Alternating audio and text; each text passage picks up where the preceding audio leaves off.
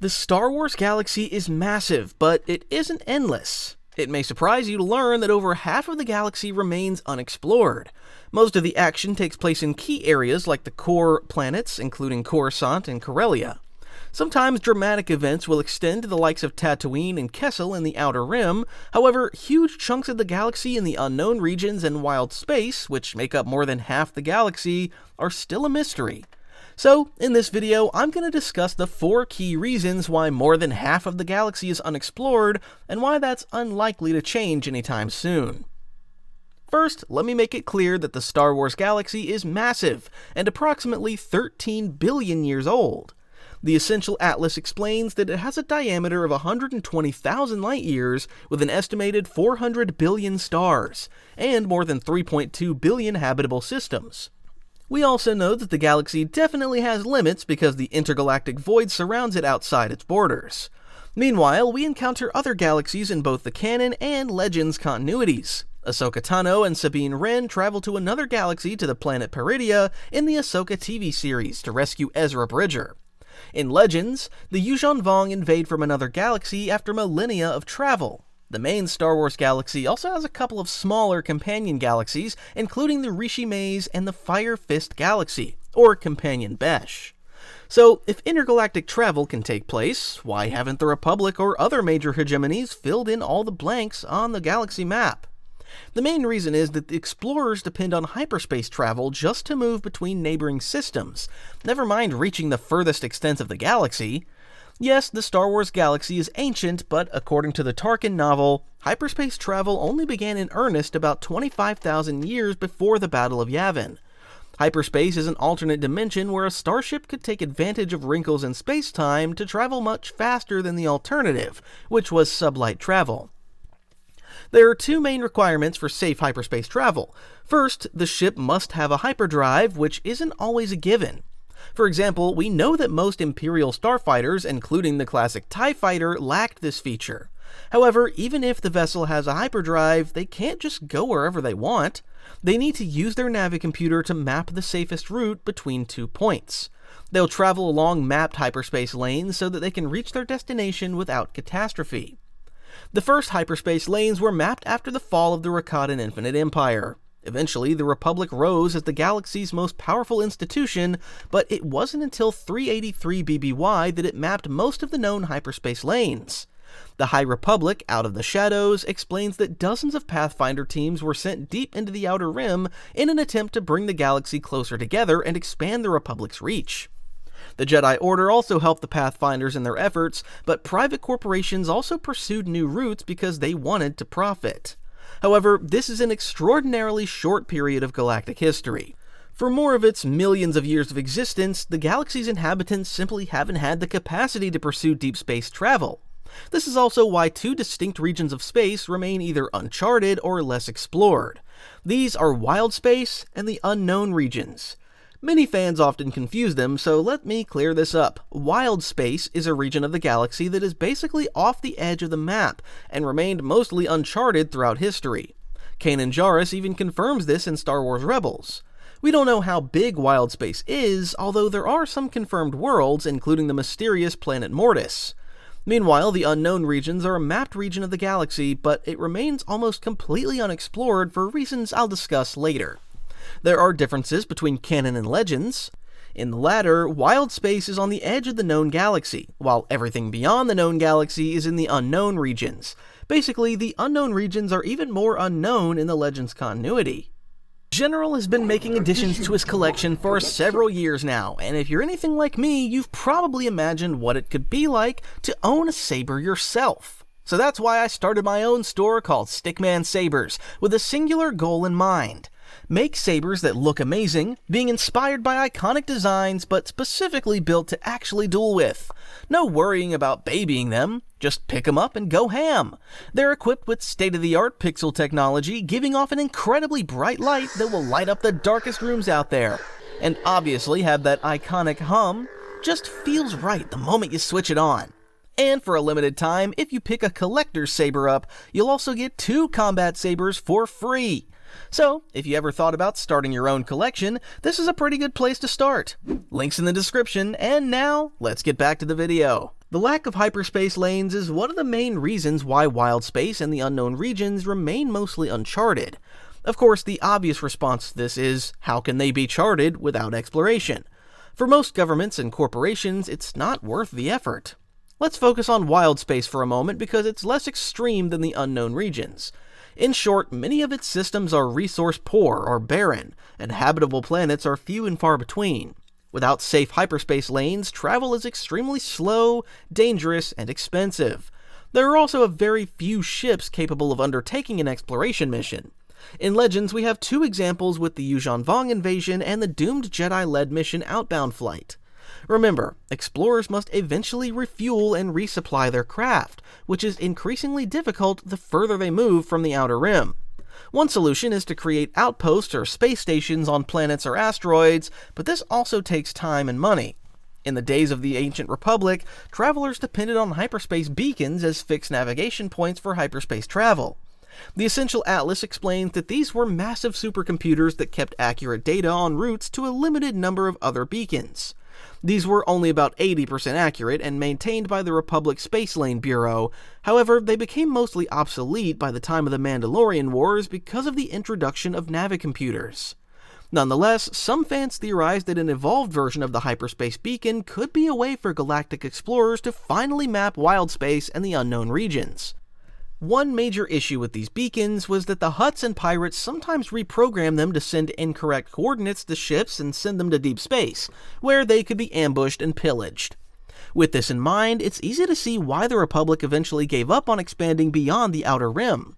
It has always experienced limits to its reach with Hutt space, the Mandalorians, and various Sith empires curtailing its reach throughout the ages. In the Clone Wars movie, the Republic even negotiates with Jabba the Hutt to access a key hyperspace route in return for finding his son, Rada. This had the inadvertent effect of validating their criminal empires, but it was necessary at the time. Meanwhile, the galaxy's most powerful corporations don't have the motivation to explore beyond the known either. There's little point blindly sending probe droids into wild space or the unknown regions if they're just going to lose contact with them. Ultimately, money talks, and they want to make more of it. There are millions of resource-rich worlds in the known galaxy, so there's absolutely no need for them to take risks without reason. Next, I want to do a deep dive into the unknown regions because it's probably the most fascinating and disturbing region of the unexplored galaxy. Over the years, the unknown regions have become increasingly less unknown because it's such a useful storytelling device for Star Wars writers. Nonetheless, it remains one of the most undefined and mysterious regions of the galaxy. We know from Timothy Zahn's Thrawn Ascendancy novels that the Chiss, one of the most powerful native species in the unknown regions, actually refers to it as the Chaos. This is a perfect description because navigation through the unknown regions is unbelievably dangerous. Hyperspace exploration was risky at the best of times in the regular galaxy, but the unknown regions takes this to another level. This is because of the unusual number of spatial anomalies, including black holes, gravity wells, supernovae, and other strange phenomena. The other issue with this is that the unknown regions are constantly shifting and evolving, so it's almost impossible to plot consistent routes through them. Something many fans forget is that we know that there's a limit to the unknown regions. The galactic barrier is on the western edge of the galaxy, but spacefarers must pass through the chaos first if they hope to reach it. The most reliable way to travel through the unknown regions for most explorers is at sublight speeds. This is what the Yuuzhan Vong did on their long migration from their galaxy to the regular Star Wars galaxy. Before anybody comes for me, yes, technically they didn't have sublight engines because they flew huge world ships with organic technology, but the speeds were comparable. The Yuuzhan Vong were uniquely suited to this journey for several reasons. The new Jedi Order series tells us that their organic technology provided them with the resources to undertake this insane challenge. Their society's radical fundamentalism also gave them the sheer will to spend millennia traveling without a clear sense of destination. Most species don't have the longevity, the desire, or crucially, a reason to do this. The Yuuzhan Vong left their galaxy because it had suffered massive destruction after several costly wars. They defeated 2 droid empires in conflicts that ravaged countless systems before almost destroying themselves in the Kremlevian War. This conflict took place around 15,000 BBY, leaving their galaxy in ruins, destroying their homeworld, and stripping them of their ability to use the Force.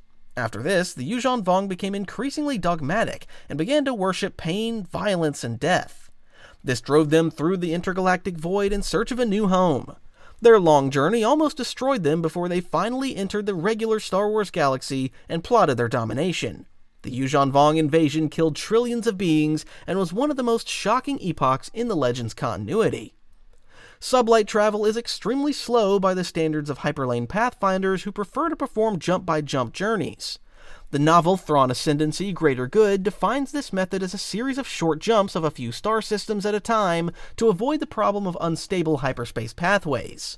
One disadvantage is that it requires 2 fixed points, which makes it unsuitable for blind exploration. After the Battle of Jakku in canon, the surviving remnants of the Empire performed multiple jumps to travel through the unknown regions to Exegol. I'll discuss more about how Emperor Palpatine charted the secret route through the chaos later.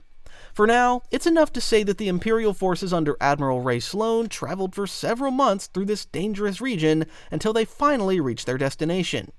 However, aside from being slow, there's another problem with this mode of travel. In The Last Jedi, the First Order's forces deployed hyperdrive tracking technology against the Resistance fleet. Normally, jumping to hyperspace is like a get-out-of-jail-free card that allows ships to vanish completely. However, Episode 8 added the twist that the enemy could track ships through hyperspace in real time. The Resistance performed several small jumps as they tried to shake off their pursuers, but they were running out of fuel. Eventually, they couldn't jump anymore, and this forced them into a slow chase. This was the first time in Star Wars history that this realistic issue arose on screen. If we go back to the original point about why more than half the galaxy is unexplored, then this is a real issue. There would need to be a massive logistics network to support journeys deep into wild space or the unknown regions so that ships can keep going. Finally, I want to talk about blind hyperspace jumps. These are rarely performed in space travel because they are incredibly dangerous. But don't take my word for it. In Episode 4, Han Solo tells Luke Skywalker about the importance of performing precise hyperspace calculations. He famously says, "Traveling through hyperspace ain't like dusting crops, boy. Without precise calculations, we could fly right through a star or bounce too close to a supernova, and that'd end your trip real quick, wouldn't it?" Of course, Han breaks his own rules a couple of times, as we see in Solo: A Star Wars Journey and Episode 7. But perhaps a more interesting example that directly relates to the unknown regions occurs in the Legends novel Outbound Flight. This brilliant book takes place in 27 BBY when Anakin Skywalker is still a Padawan. In an early scene, Praga the Hutt attempted to capture or destroy the Bargain Hunter, a smuggler vessel. The Bargain Hunter's pilot, George Cardass, performed a blind hyperspace jump into the unknown regions in a desperate bid to escape. He didn't have time to calculate a safe jump, so he was left with 2 bad choices. The ship's captain, Dubrak Quinto, was justifiably furious at first because blind hyperspace jumps are almost always lethal. The most likely outcome is flying through an asteroid field, black hole, or star with catastrophic results. This is why hyperspace lanes are so important for interstellar travel. When we say that more than half the galaxy is unexplored, we're obviously presenting a core-centric perspective. The reality is that there have been entire cultures and even empires in the unexplored regions of the galaxy at various points. However, they often haven't been the types of beings that most spacefarers want to bump into. An early example was the ancient Sith Empire from over 5,000 BBY. After their defeat at the end of the 100-Year Darkness, the surviving Dark Jedi from that conflict eventually discovered the Sith world of Korriban in an unexplored region of space. They conquered the native pureblood Sith species and gradually expanded, creating their own empire, far from the Republic. The Sith Empire and the Republic mutually thrived in total isolation from each other. The Tales of the Jedi series reveals how the death of the Dark Lord of the Sith, Marka Ragnos, eventually left a massive power vacuum. 2 leading contenders, Naga Sadow and Ludo Krish, attempted to seize control of the Empire. The death of Ragnos coincided with the arrival of 2 Republic hyperspace explorers, Gavi and Jory Daragon, who stumbled upon Korriban by chance. They had stolen back their ship from debt collectors and dialed random coordinates into their nav computer to make a blind hyperspace jump. They trusted in their luck, which was basically their untrained force abilities, to survive this journey. Ultimately they did, but the consequences for the galaxy were horrific. The Sith captured them before Naga Sadow manipulated Gav into leading him to the Republic. This resulted in the Great Hyperspace War, a brutal conflict that cost millions of lives and almost saw Coruscant fall to the Sith. All that from a blind hyperspace jump. Much later, after the events of Knights of the Old Republic, Revan ventured into the Outer Rim in search of the Sith world Dromund Kaas. This was under the control of the Sith Emperor Vitiate, who only located the planet in 4980 BBY, after leading his people there on a 20-year quest. There are even mysteries within areas of space that we consider to be explored. However, the locals weren't very welcoming to Revan. We know from the novel The Old Republic Revan that Vitiate was the original reason why he became a Sith Lord alongside Darth Malak. Revan spent time in the prison of Darth Nihilus before a confrontation with the Sith Emperor saw him trapped for centuries in mental torment. There's plenty of evidence that sometimes it's better to stay in your own corner of the galaxy. Both Dromund Kaas and Korriban are in what the later Republic would call the Outer Rim territories. During the High Republic era, the Republic rapidly expanded with the discovery of new hyperspace lanes. However, they eventually ran into conflict that inhibited them from spreading further. The Era Morono crisis was one major incident that caused major complications. Later in canon, the Great Hyperspace Disaster proved to be another massive barrier to expansion, exploration, and general travel. The Great Hyperspace Disaster took place in 232 BBY during the High Republic era. Supreme Chancellor Lina So promoted an expansionist program and ordered the construction of the Starlight Beacon in the Outer Rim to support this. However, at the time, there was a pirate group known as the Nile. They could travel along rare hyperspace paths using their path engines. Chaos erupted when a Republic ship, the Legacy Run, almost collided with a Nile stormship in hyperspace, an ultra-rare occurrence. Captain Cassett, the Legacy Run's commander, took control and avoided a crash, but the old ship tore itself apart in the process. Parts of the Legacy Run were propelled through hyperspace and finally back into real space. The events escalated with the Nile exploiting the situation to target the Republic and the Jedi. Without going too deep into that story right now, it's enough to say that Chancellor So ordered an interdiction on hyperspace travel until a task force finished dealing with the situation. Several critical incidents known as the emergencies occurred during this period.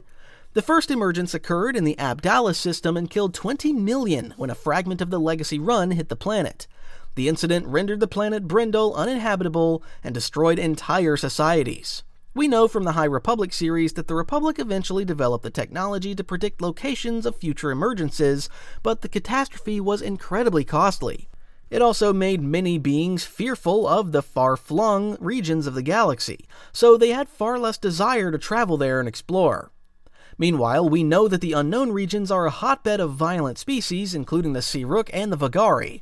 The former is a Saurian race hailing from the planet Luek and attempted to invade the galaxy in 4 ABY. In Kathy Tyer's novel, The Truce at Bakura, the Searook attack the Imperial garrison on Bakura. This causes the Imperial commander to put out a desperate request for aid to whoever will answer, even the rebellion. The Essential Guide to Alien Species describes the Searook as being up to 2.2 meters tall and as strong as an adult Wookiee. They use a process called entekment to transfer a living being's energy into a droid, ship, or other technology to give it power. Searook feared dying off-world because they believed it would condemn their souls to wander the galaxy in exile forever. They used these droid ships to protect themselves, powered by the life force of captured beings. A faction of the Searook attempted a second invasion during the Yuuzhan Vong War, but was driven back. Of course, the Yuuzhan Vong also attacked the galaxy from the unknown regions, so it's easy to see why it was avoided. On the other hand, explorers might have the opportunity to make first contact with other species and civilizations. In Outbound Flight, George Cardass was responsible for teaching Thrawn how to speak Basic as well as general information about the wider galaxy, including the Republic and the Jedi Order. The Chiss were a relatively insular culture and maintained a doctrine of non-aggression unless faced with an obvious threat. However, we know that Thrawn allied with the Empire in both continuities for extremely pragmatic reasons. In Legends, he almost succeeded in re-establishing the Empire and conquering the New Republic before the defeat at Bilbringi and his assassination at the hands of his Nogri bodyguard, Rook. The Chiss ascendancy preferred to exist in relative secrecy in its corner of the galaxy, without a desire to expand or attract unwanted attention from noisy neighbors like the Vagari. Again, the Vagari appear in Outbound Flight, although they're now a canon species. They use slave ships with living shields that imprison sentient beings in transparent steel-like plastic bubbles on the outside of the ship's hull. This disgusting tactic made many enemies reluctant to engage because they didn't want to kill the hapless captives. Later in Legends, the Vagari allied with the Yuuzhan Vong and aided their invasion of the galaxy. They also exploited the chaos of the aftermath by seizing new territory. Finally, I want to talk about the Grisk, another enigmatic but terrifying species from deep in the unknown regions. In the novel Thrawn Alliances, the title character tells Darth Vader, "It is said that they are nomads, with no fixed home, traveling in spacecraft so numerous they blot out the stars. They're said to be terrifying warriors, overwhelming their opponents by sheer numbers and ferocity." They have essentially replaced the Yuuzhan Vong in canon, although there's nowhere near the same storyline development yet. They also definitely hail from the unknown regions, unlike the extragalactic Yuuzhan Vong. A species of half-myth, they controlled an empire known as the Grisk hegemony. The most disturbing aspect of the Grisk was their ability to create client species by delving deep into the minds and exploiting their darkest fears. Eventually, they would twist these to the extent that they would enslave the unfortunate individual. The Grisk were also extremely patient and had spied on the Empire enough to understand the threat of an Imperial Star Destroyer. However, Thrawn believed that they weren't actually nomadic because their ships demonstrated a preference for soil and sky rather than the expanse of space. It remains to be seen what threat they will present in future Star Wars storylines, but it probably won't be good news for our heroes. Exploring the galaxy is wonderful in theory until an unfortunate spacefarer runs into one of these incredibly dangerous threats. This was genuinely an existential risk for the rest of the galaxy too. Ultimately, it's easy to see why many beings simply didn't even consider exploring the unknown regions as an option. As I've already mentioned, it's extremely difficult to navigate through the unknown regions using conventional sunlight engines or hyperdrive travel. However, there is an alternative that can work efficiently. The trouble is that it's usually not very accessible for a variety of reasons. I'm talking about force-guided travel, because this is one of the most effective ways of venturing through the most challenging sections of the galaxy. There are several examples of this in canon and legends. According to the galactic timeline, the oldest practitioners were the benevolent Qua, who taught the Rakata about the Force and gave them advanced technology. However, this was a massive error because the Rakata only drew on the dark side of the Force and were literally cannibalistic. Originating from the planet Leihan in the unknown regions, they carved out the Rakata Infinite Empire, enslaving billions of beings across the galaxy. We know from Knights of the Old Republic that their empire eventually collapsed and they lost their ability to connect to the Force. They also suffered a horrific plague that almost wiped out their entire species and left the survivors clinging to primitive technology. The fall of the Rakata Infinite Empire correlated with the liberation of several key species who would dominate galactic space travel moving forward.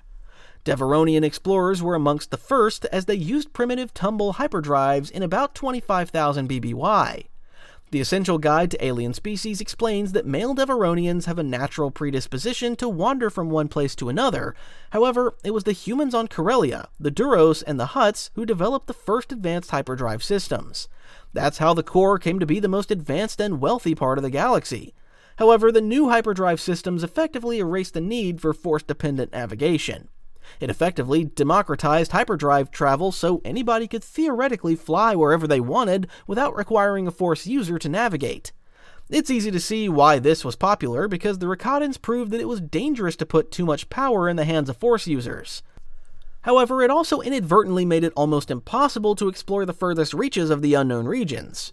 There's even a theory that the mysterious race known as the Celestials created the turbulence in the unknown regions to inhibit the Rakata, but that obviously didn't work. However, although force travel wasn't mainstream, it did occur at times in some societies in both continuities. Perhaps the most important canon example was Darth Sidious's exploration of the unknown regions and discovery of the planet Exegol in the sequel movie trilogy. Before the Sith came to Exegol, it was a green, rich, and fertile planet, but they corrupted it into barren darkness. According to the Dark Legends anthology, two Sith lords, Darth Noctis and Darth Sanguis, reached the planet in their quest for immortality. Later, the Sith Eternal Cult under Darth Sidious reached the secret world, and it became their base. Sidious planned for it to eventually become his permanent seat of power, and his minions experimented with cloning technology to expand his lifespan. Meanwhile, Star Wars Complete Vehicles explains that he revived the planet's ancient shipyards. These would eventually provide the First Order with their Resurgent and Zeiston-class Star Destroyers. The Emperor set up a contingency plan in the case of his death. Operation Cinder was his plot to punish the surviving remnants of the Empire for allowing him to fall. It targeted Imperial as well as Republic worlds and was designed to purge the Imperial ranks of its weakest members. Admiral Ray Sloan survived the chaos and took command after assassinating the fanatical leader Gallius Rax. However, she opted to follow the plan to return to the unknown regions. She found coordinates on Palpatine's yacht, the Imperialis, and led the surviving fleet into the unknown regions on a journey that took several months. However, they depended on Sith acolytes to guide them through this chaotic area and to survive the many dangers they faced. The Chiss also depend on Force-sensitive navigators to travel through the unknown regions. They were known in the Chiss language Chun and Ozilio Sehimbo, or Skywalkers in BASIC. Yes, you can see what Timothy Zahn did there when he created that nickname. Anyway, the Skywalkers were Force-sensitive Chiss children taken from their families at a young age. They used what the Chiss called Third Sight to navigate through difficult territory in the unknown regions. This saved them huge amounts of time, but there are questions about the ethics of the practice. Every Skywalker had a female caregiver who looked after their needs. It was common for the Chiss ruling families to adopt them after they lost their abilities. Typically, they were able to use the Third Sight between the ages of 8 and 15, but there were some exceptions, including one who maintained the ability until the age of 22. This gave the Chiss a massive advantage over their regional rivals. However, it also confused Thrawn when he encountered Anakin Skywalker's name for the first time. The next example of Force-sensitive travel I want to discuss is outbound flight. I've already briefly mentioned it in this video because it's a rare example of a government sponsoring an expedition into the unknown regions. The Jedi Master Joruus C'baoth firmly believed that there was an imbalance in the Force originating in the unknown regions, or even beyond the boundaries of the galaxy. He organized a one-way expedition with the intention of traveling deep into the unknown regions with the potential of settling on another planet, or entering the intergalactic void. Outbound flight was comprised of a central storage core surrounded by 6 Dreadnought-class heavy cruisers. The mission included 50,000 passengers as well as 6 Jedi Masters and 12 Jedi Knights to help with navigation on the journey. Ultimately, outbound flight was a failure because C'baoth fell to the dark side and Darth Sidious sabotaged the mission. The Republic was extremely reluctant to sanction the outbound flight project, and it's easy to see why. There is another example of hyperspace travel that we encounter in Rebels and Ahsoka. I'm talking about the Purrgil, those huge space whales. These near-mythical semi-sentient creatures live in deep space and have the unique ability of being able to fly through hyperspace using simutunnels. Ezra Bridger managed to save Lothal from Grand Admiral Thrawn in Rebels by trapping his ship, the Chimera, in a pod of Purrgil. The Purrgil transported them to the planet Peridia, which was actually in another galaxy, as we learned from the Ahsoka TV series. However, the obvious problem with using Purrgil to travel is that you have no control over the destination. A trip to Peridia is probably going to be a one-way adventure because that's where the Purrgil go to die. A halo of Purrgil bones even surrounds the planet. It's clear that the Jedi and the Sith have other priorities beyond simple exploration. Even when they go to the unknown regions, it's usually with one eye on the main galaxy. Darth Sidious wanted to use Exegol to conquer the developed worlds, not to rule over a bunch of black holes. In ancient times, it was a similar situation for Darth Vitiate, whose ultimate goal was to destroy the Republic and consume all life in the galaxy. Meanwhile, the Jedi are traditionally concerned with maintaining law and order within the Republic or resolving disputes throughout the explored galaxy. They're peacekeepers by nature, not explorers, so it isn't a shock that the Order was reluctant to sanction outbound flight. Force users typically have other priorities, with some exceptions. Most of them wouldn't think that using their powers to navigate through wild space or the unknown regions is the best use of their talents. Finally, I want to finish with the point that leaving blank spaces on the map is great for Star Wars writers. It always leaves the door open to a new species or external threat that we haven't encountered before. It may be an easy trick, but it's a very useful one, and we can expect to see it occur again and again. Oh, and again, for a limited time, every Stickman Saber purchase comes with 2 additional combat sabers, so you're more than ready for your own duels. If that sounds like something you'd want to look into, the link's in the description.